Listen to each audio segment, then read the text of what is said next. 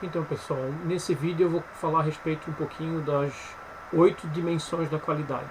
O Garvin, que já tinha trabalhado e colocado as eras da qualidade e também as abordagens da qualidade, ele também estipulou 8 critérios para a gente entender um pouco mais da qualidade.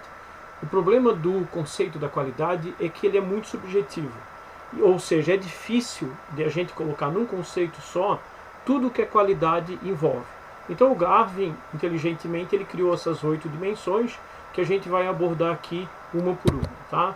Então, só colocando aqui para vocês nesse slide a questão dos múltiplos pontos de vista do conceito da qualidade. Então isso é difícil de você entender o conceito único da qualidade. Então a gente vai, através dessas 8 dimensões, tentar entender um pouco mais da qualidade, né?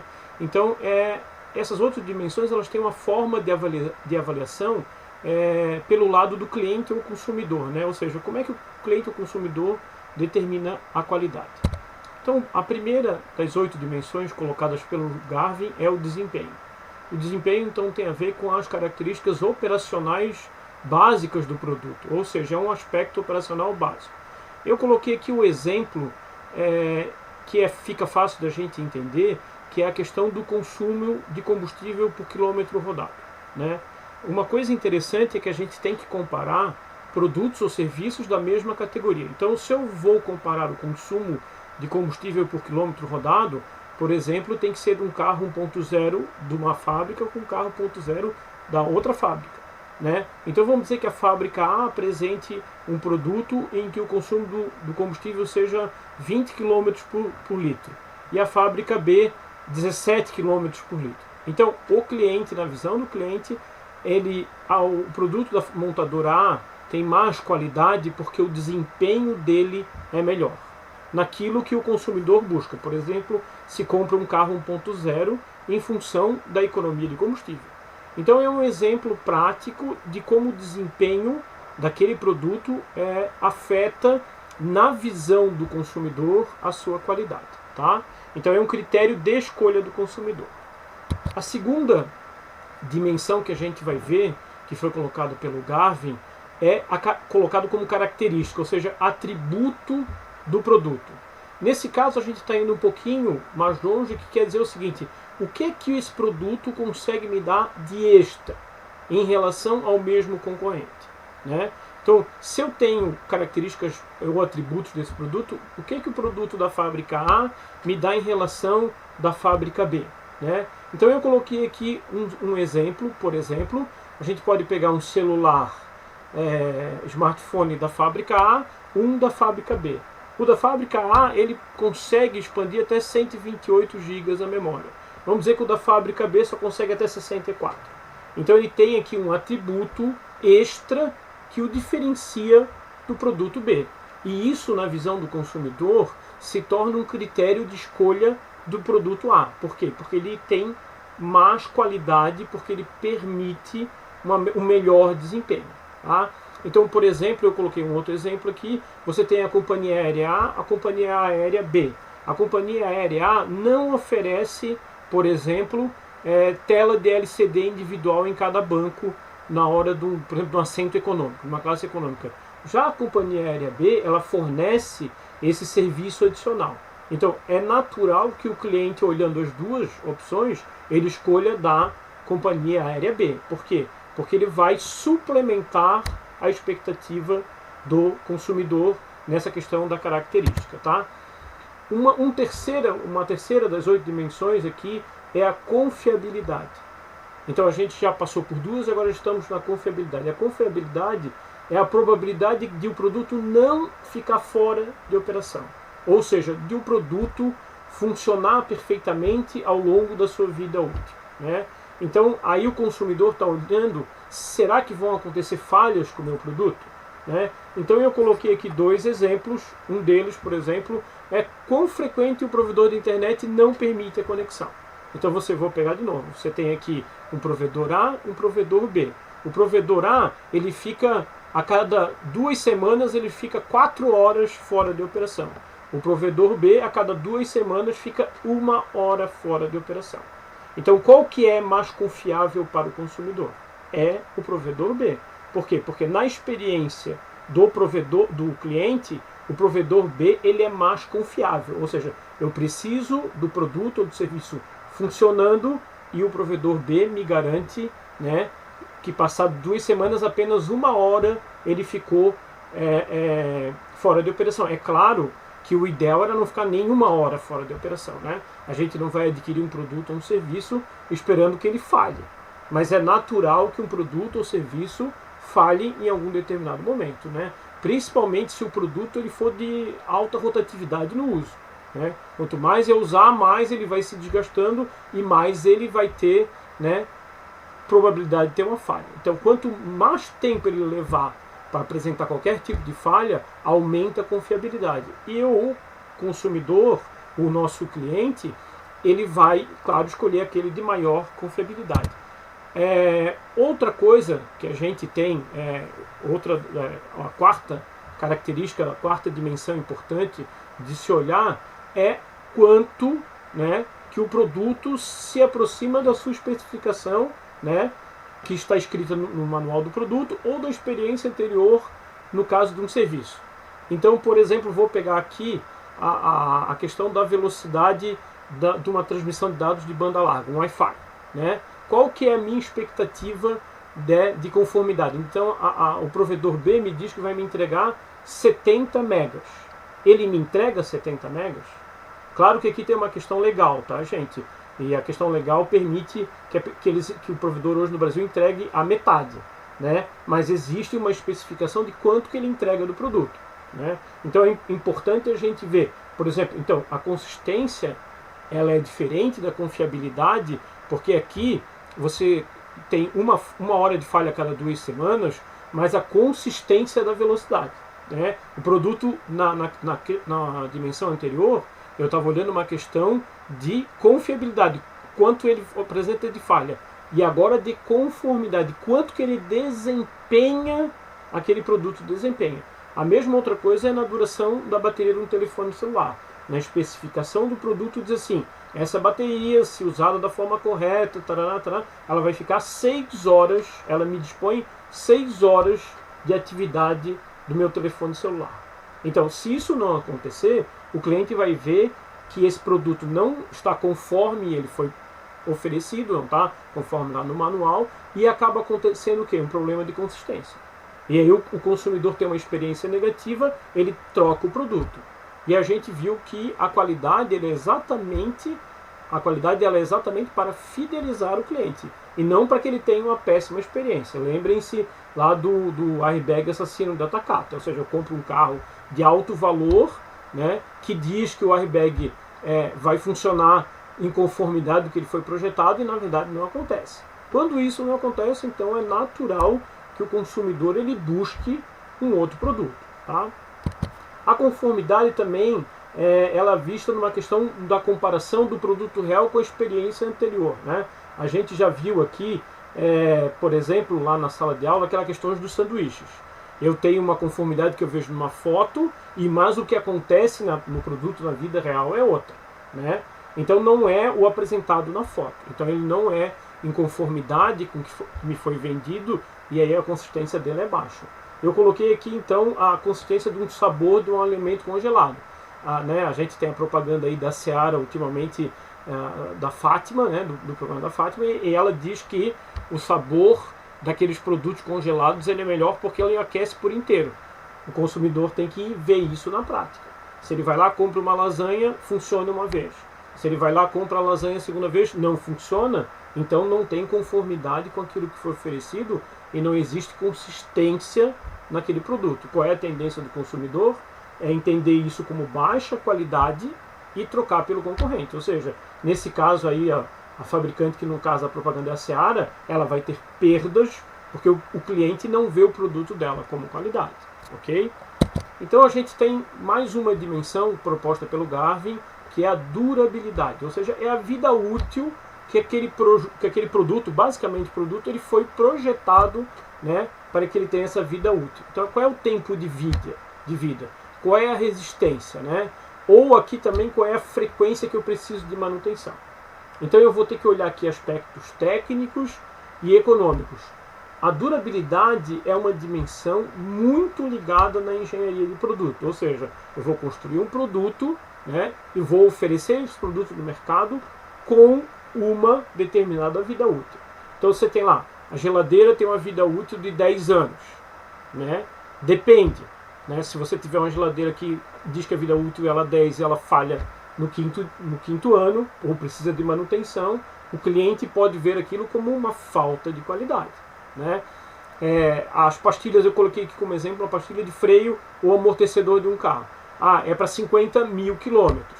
Mas eu rodei 30 mil quilômetros e precisou de manutenção. Agora veja uma situação, também depende de como o consumidor usa esse produto.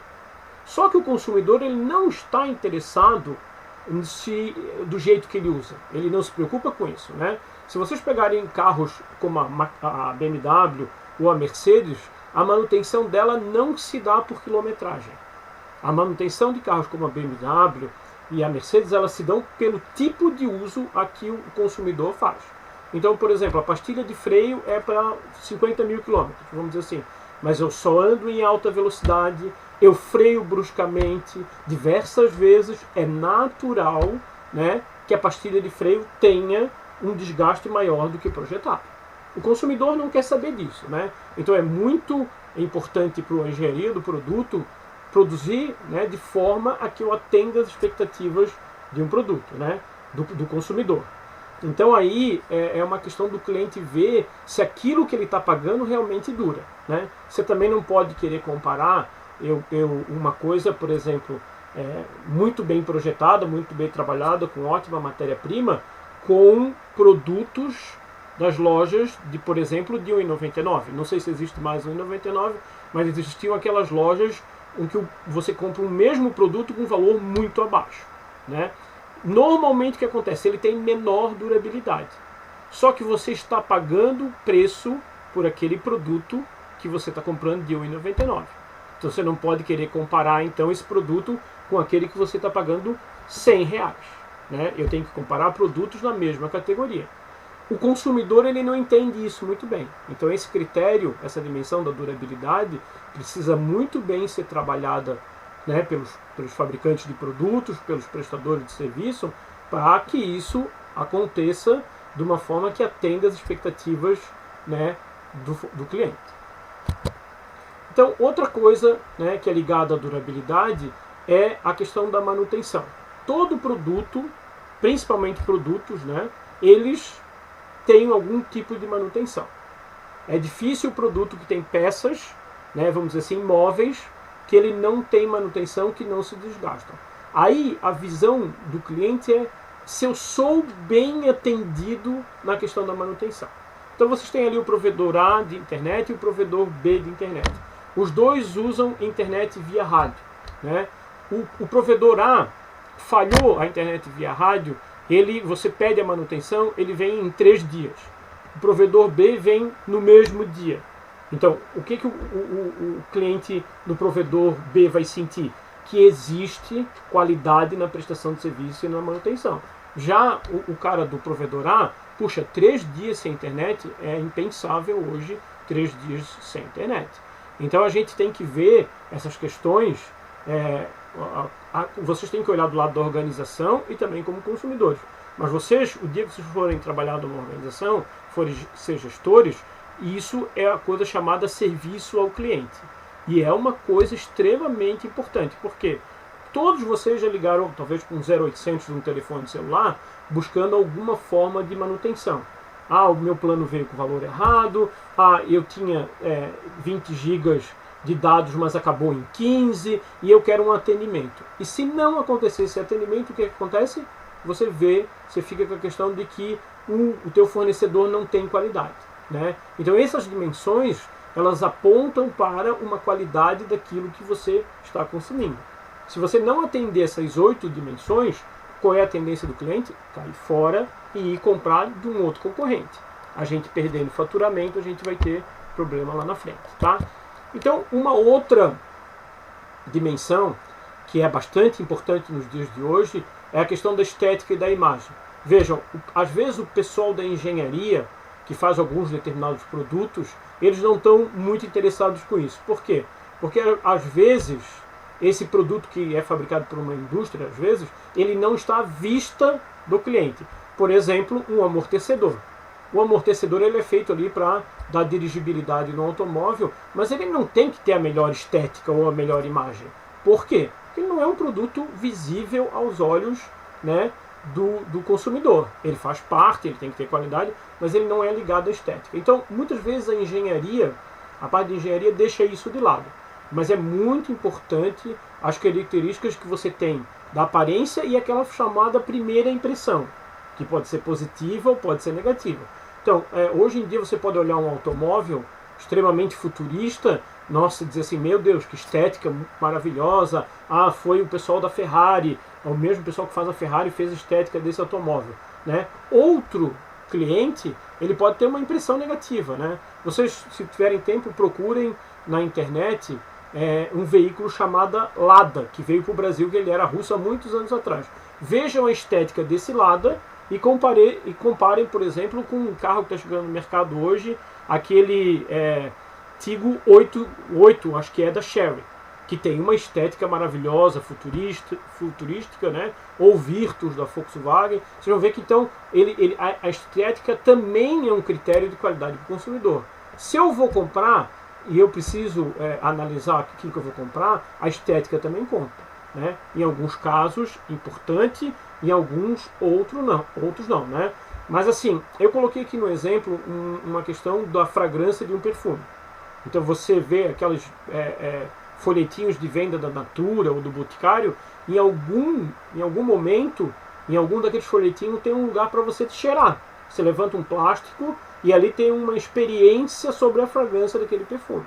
Vejam, se sentiu, é ótimo, eu vou comprar. Se você traz o produto para sua casa e você vai cheirar, vai colocar em você e não é aquilo que você esperava, a imagem desse produto fica comprometida. A imagem ficando comprometida, né, o cliente tende a ir para a concorrência. Então, é importante a questão da estética, não serve para todos os produtos, né, que são colocados no mercado, né, mas é muito importante. Lembro de uma outra imagem, uma questão estética ligada ao serviço. Por exemplo, você vai fazer uma cirurgia plástica, né, ou uma reparadora, e você não quer ficar com aquela cicatriz enorme. É uma questão de estética, né? Então, esse aí não é uma produção, não é um produto, é um serviço médico. E aí, nessa questão do serviço médico, também tem a questão da estética e da imagem. Se aquele profissional da saúde não cumpriu com aquilo que ele prometeu para você, ele também não entregou qualidade. A próxima vez que alguém da sua família, outro conhecido, for querer falar com esse médico, você vai dizer, não, olha, tá vendo? O médico me prometeu que eu não ia ter uma cicatriz, ou ela ia ser pequena, e veja aqui comigo o que aconteceu. Então existe um problema de qualidade, e nesse caso de estética, pode levar a questões, né, jurídicas de reparação, que é muito comum já na parte da indústria. Mas a questão, então, da estética e da imagem, para alguns produtos, ela não é tão importante, porque esse produto não está à vista do cliente. Mas em outros casos ele está imediatamente à vista do cliente e ele é muito importante, tá bom? Então, a última dimensão que a gente vai ver, e é talvez a mais subjetiva de todas, e nem toda a literatura aceita essa dimensão, mas o Garvin colocou ela bem, é o que a literatura chama de qualidade percebida. É a percepção subjetiva da qualidade na ótica do cliente. Vejam, eu já coloquei aqui, é um sentimento. Sentimento é objetivo. Difícil de eu medir de um cliente para outro, né? Mas normalmente é um sentimento de como o cliente é tratado. Então isso tem a ver com experiências passadas e experiências futuras. Então vocês já viajaram de avião, ou já viajaram de ônibus, ou já entraram no aplicativo. Quantas vezes vocês foram bem tratados? Quantas vezes vocês foram mal tratados? E vocês, se pudessem recomendar esse produto, vocês diriam, não, essa companhia aérea aqui eu não recomendo. Já essa outra aqui eu recomendo porque fui muito bem atendido. Quer dizer, eu me senti realmente um cliente bem atendido É um sentimento difícil de medir, apesar de haverem pesquisas, né, vamos dizer assim, quantitativas, né, com aquelas carinhas, vocês já viram se eu estou alegre, se eu estou triste, se eu gostei, não gostei, naquelas linhas de pesquisa, mas aquilo ali é muito subjetivo, porque o sentimento ele muda a cada experiência que o cliente tem. Então eu coloquei aqui um outro exemplo, você vai num restaurante, seja ele de qualquer, pode ser até um food truck. Você chegar no food truck, qual foi a minha experiência, como é que eu fui atendido? Ou eu fiquei sentado ali na mesinha, na rua, esperando horas para alguém me atender. Então, a cliente é diferente um do outro, né? Então eu preciso, né, a organização precisa estar atenta a esse cuidado da qualidade percebida, porque eu não recomendo. E eu não recomendando, eu posso, né, o cliente não me recomenda, eu perco vendas, vou perder receita, vou perder lucro, né, e a minha empresa vai ser pouco competitiva no mercado. Então essas 8 dimensões colocadas pelo Garvin nos ajudam a entender a ótica do cliente. Como é que o cliente vai perceber o meu produto? É fácil equalizar essas 8 dimensões? Não é. Mas se eu não estiver atento a isso, né, ao meu cliente, eu vou ter problemas. Né? E o meu problema se traduz na perda de faturamento, na perda do cliente e na vida da minha organização como uma organização que precisa ter sustentabilidade financeira. Né? Então é importante que vocês conheçam essas 8 dimensões para que na prática vocês possam colocar para a sua organização, né, quando você for trabalhar, ou na sua própria organização, para que ela tenha sucesso. Beleza? Obrigado pela atenção e até mais.